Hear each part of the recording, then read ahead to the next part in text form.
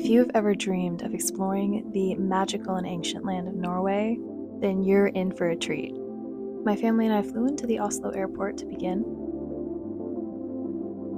We only stayed one night because we immediately hopped on a plane the next morning to head to the Lofoten Islands, which, in my opinion, was the absolute perfect way to start this Nordic adventure.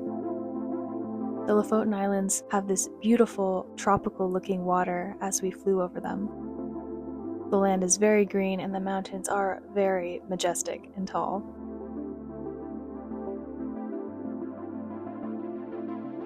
After we landed, we found a beautiful local cafe with delicious food, and we had some lunch. It was a very small town, quiet, quaint atmosphere, very calm people, and wonderful hospitality. Next, we embarked on our almost 3-hour drive to our Airbnb.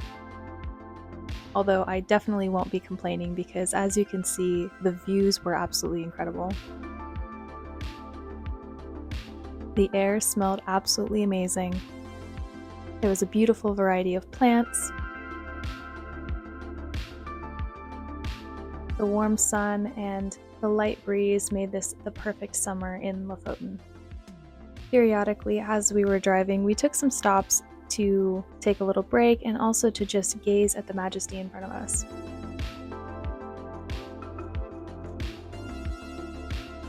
The Lofoten Islands are fjords, for anyone who doesn't know, and fjords essentially are almost like small islands where the land is broken up and there's water between lots of the land. So everywhere you go, there are beautiful lakes and rivers and bodies of water everywhere with these beautiful, sometimes very small and sometimes larger patches of land, rock, and stone.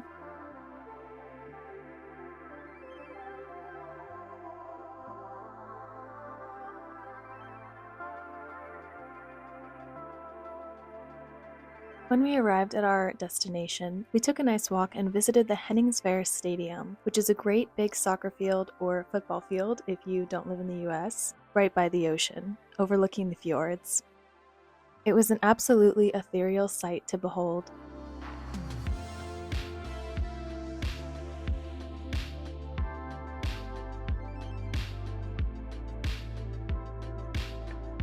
We had dinner at a lovely restaurant that evening, and then the next day we prepared to climb Reinebringen mountain. This was definitely one of the most memorable highlights of the trip for me.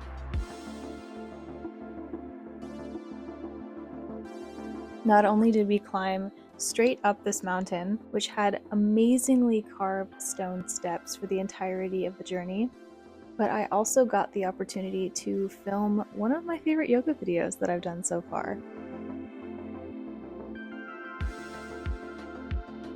The only downside to this experience was it was quite foggy on the day that we were hiking, so when we got to the top, we had no view, unfortunately. However, it was just an opportunity to remember to enjoy the journey and enjoy the process instead of striving for the destination.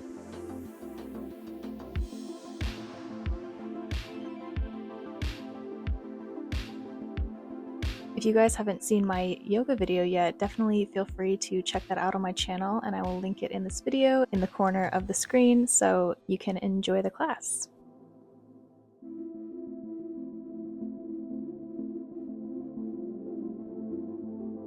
The best part about the hike being foggy was that even when we got really warm from exerting ourselves, the fog and the cool air kept us nice and cool, so it was actually quite a comfortable and refreshing hike.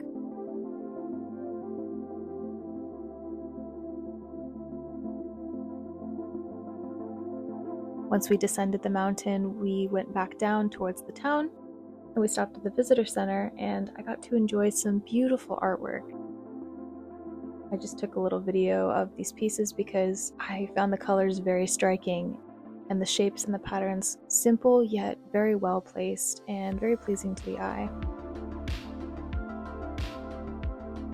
It was lovely to see this artist capture Norway in such a vibrant palette.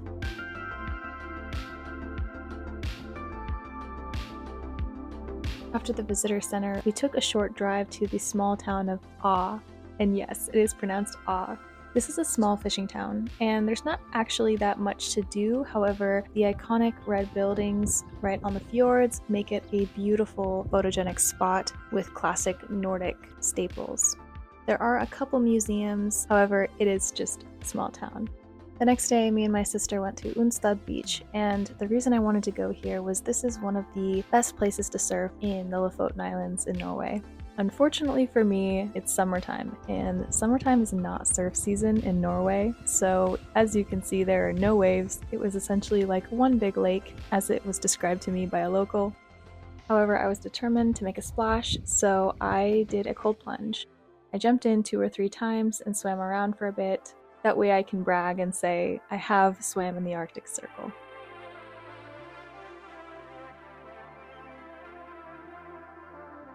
We met up with the rest of the group, and later that day we hiked another mountain. This one, I'm not even going to attempt to pronounce the name, but it's on the screen here for you. This one was actually the same distance and elevation as Reinebringen. However, it was a completely different experience with a completely different view. This trail was definitely more rugged. The trailhead was a little harder to find, a little off the beaten path, and there were not luxurious stone-carved steps for us to walk up. Towards the base of the mountain, there were rocky, stony areas to climb, but as we went further up, it became more and more dirt paths. And once again, we were able to enjoy a lovely view right up until a certain elevation when it got too foggy to see anything. This hike was also very peaceful because we didn't really run into that many people, and whenever we did, there was plenty of space between everyone, so it did feel very quiet and enjoyable in that manner.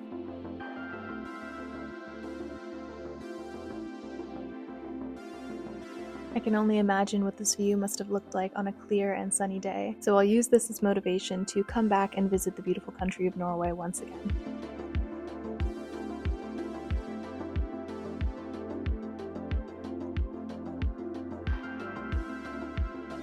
Once we all made it to the top, we had a little bit of lunch and then made our descent down. Unfortunately for me, I was going a little too fast. I got my foot trapped in a hole in the ground that was a bit concealed, and I fell on my ankle. So luckily I didn't sprain anything or break anything, but yeah, hiking mountains is no joke.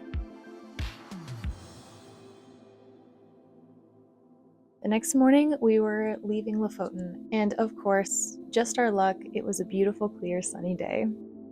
It would have been nice to have this clear weather when we were hiking, however, I think everything worked out just fine because our hikes were nice and enjoyable. As I mentioned, we didn't get overheated, and it made the drive to and from the airport very lovely with all the sunshine.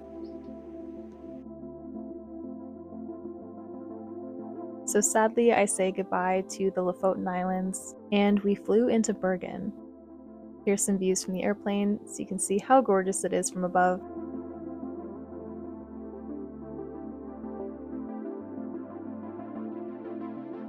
Now, this is just a taste of Bergen. We spent one day here before going on another long journey towards another town, so here is just your first look into Bergen. Now, Bergen is amazing. It has beautiful architecture, rich culture, it has much more of a lively scene, definitely more of a city, and it has delicious seafood. We were also big fans of this special dessert truck that has waffles and ice cream, and some members of our party actually went back several times throughout the trip. So we landed in Bergen, had dinner, stayed the night, and then the next morning we had a little bit of time to kill before our long road trip. So I decided to go to the Rosencrantz Tower, and this is a historical landmark and happened to be very close to the hotel we were staying at. It was really fun to explore the grounds because it was actually quite big and there was a lot to see. Rosencrantz Tower is the most prominent Renaissance building in Norway. The oldest part dates back to around 1270, when the building was part of the Norwegian royal castle. The building was refurbished to its present form in 1563 and is now also referred to as the Stable Building, the Gatehouse, or Jørgen Hansen's Wall. Today, the Rosencrantz Tower is managed by the Norwegian Defence Estates Agency. Bergen City Museum is in charge of public exhibitions and outreach. In the 750-year history of the tower, water leakage and damage has been the main issue with preservation. They are currently working to restore the roof and facades of this historical building. The grounds of Rosenkrantz were filled with beautiful, well-tended gardens with roses, ivy, and many, many other botanical wonders.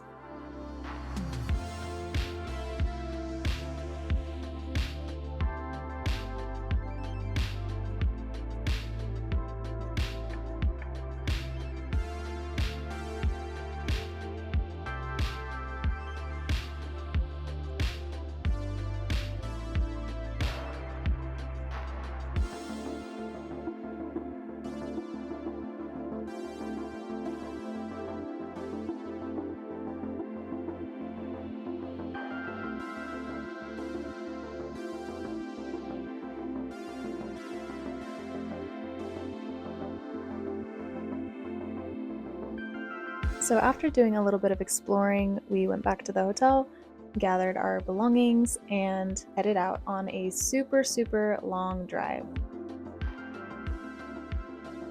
Once again, every single drive we did in Norway was very enjoyable because everywhere you look, it looks like a painting or like a fantasy novel. You can just feel the richness of the land. As our long drive came to a close, we ended our journey in Skei, which is a very small town on the way to our main destination, and it was very lovely. We attempted to go on a hike, and we did a little bit of hiking until a certain point when we realized the hike we were trying to do was closed off.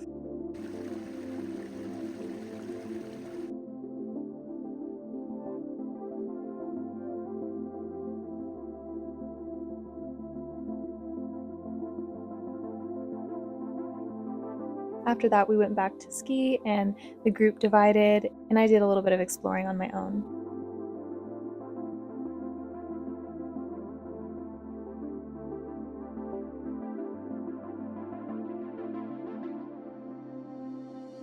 I found this lovely place on a pier, and I decided to, yet again, film another lovely yoga video. If you guys haven't seen that one, I will link it in the video and in the description so you can check it out.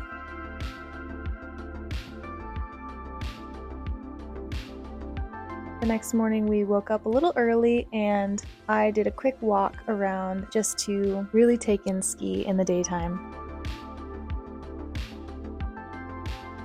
As the sun shone, it really showed off the vibrancy of the town, and everybody was so kind and had great hospitality.